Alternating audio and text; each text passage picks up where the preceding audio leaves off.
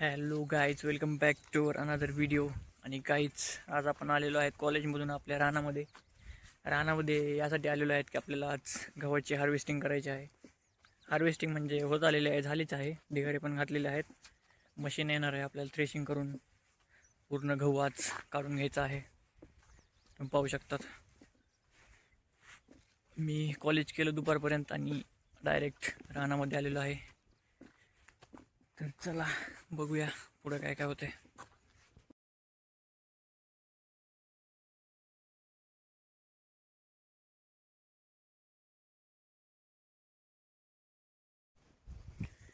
So guys, आपण कपडे change केलेले आहेत आणि मशीन यायची वाट बघत आहेत. आपण आता मशीन येणार आहे आपली थोड्या वेळाने.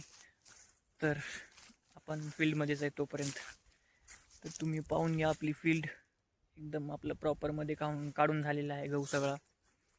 आणि ज्या लास्टला 2-3 लाईन राहिल्या होत्या काढायच्या, त्या काढून घेतलेल्या आहेत.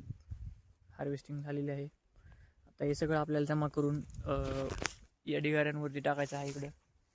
आणि इकडंच मशीन लावून काढून घ्यायचं आहे. थ्रेशिंग वगैरे तिकडेच होणार आहे.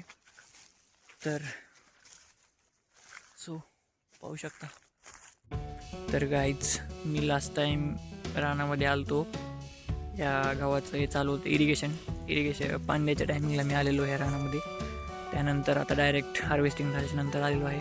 जेव्हा आपण बघूया इथं काही मॅच्युरिटी सायन्स आणि बघूया बरंच काहीच आपण आता. सो गाईज, आपण काही मॅच्युरिटी सायन्स पाहूया. वीट जेव्हा आपला काढायला येतो किंवा हार्वेस्टिंगला येतो त्याचे काही सायन्स आहेत. तर तुम्ही पाहू शकता, हे असं झाड आहे ना, तर याच्यातलं हे सगळं ग्रीन इंटू गोल्डन येल्लो असा याचा कलर चेंज होतो सगळ्याचा. ग्रीन इंटू गोल्डन येल्लो असा कलर झाला याचा की लगेच नंतर हे असं त्याच्यातून असे ग्रेन असे लवकर बाहेर येतात.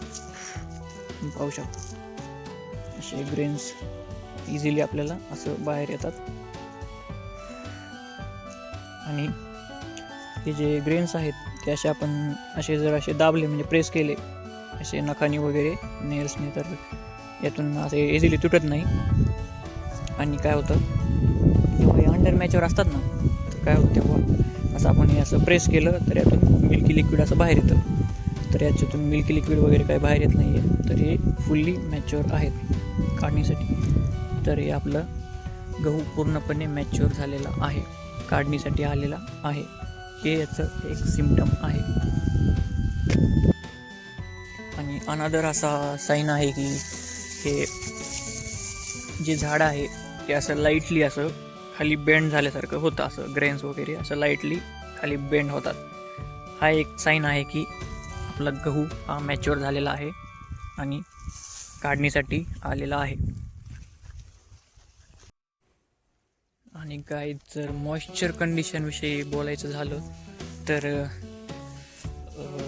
18 ते 20 असं मॉइश्चर लागतं हार्वेस्टिंगच्या टायमिंगला. याचं गव्हाचं 18 ते 20 सुटेबल आहे एकदम हार्वेस्टिंगच्या टायमिंगला. आणि जेव्हा आपल्याला हे ग्रेन्स स्टोअर करून ठेवायचे असतात म्हणजे कोठ्यामध्ये किंवा आपल्या कोठ्या असतात मोठ्याल्या, त्याच्यामध्ये स्टोअर करायच्या टायमिंगला याचं स्टोरेज किमान 12 ते 14% मॉइश्चर असलं पाहिजे याच्यामध्ये.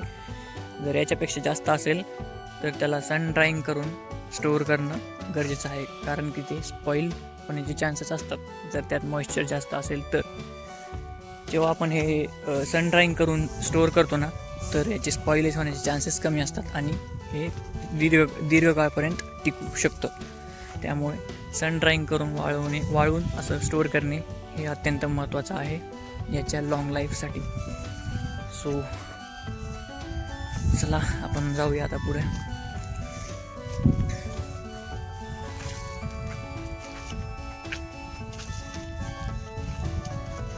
आणि गाईच, आपण याच्यामध्ये मोहरी पण टाकलेली होती, म्हणजे थोडीच टाकलेली होती मोहरी. तर त्या मोहरीचा फायदा आपल्याला झालेला आहे बऱ्यापैकी. तर ही अंडर मॅच्युअर आहे, हिची काही ग्रोथ झाली नाही वाटतं. तर बऱ्यापैकी अशी मोहरी झालेली आहे आपली. तर टोटल मिळून 12 ते 13 किलो मोहरी झालेली असेल अंदाजे. तर इंटरक्रॉपिंगचं काम केलेलं आहे त्या मोहरीने. ते आपल्याला आता बाहेरून कंझ्युम करायची गरज नाही किंवा विकत घेण्याची गरज नाही. एवढ्याशा फील्डमध्ये आपल्याला 12 ते 13 किलो मोहरीचं उत्पन्न झालेलं आहे. सो चांगली गोष्ट आहे ही. आणि गाईच तुम्ही पाहू शकता, हे आम्ही गहू जमा करून डायरेक्ट असं टाकलेलं आहे. तर काही लोक काय करतात, ते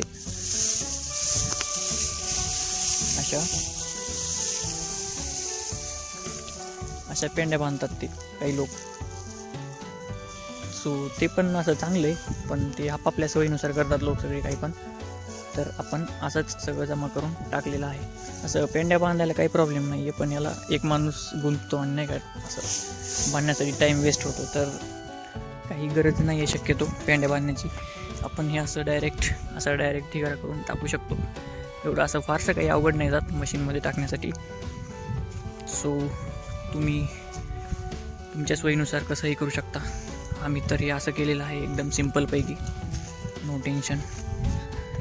सो आपली मशीन येईल थोड्या वेळाने, आता तोपर्यंत बघूया, वेट करूया. तर गाईज आपण 1-1.5 तास आपल्या ट्रॅक्टरवरती वेट करून फायनली आपली मशीन आलेली आहे.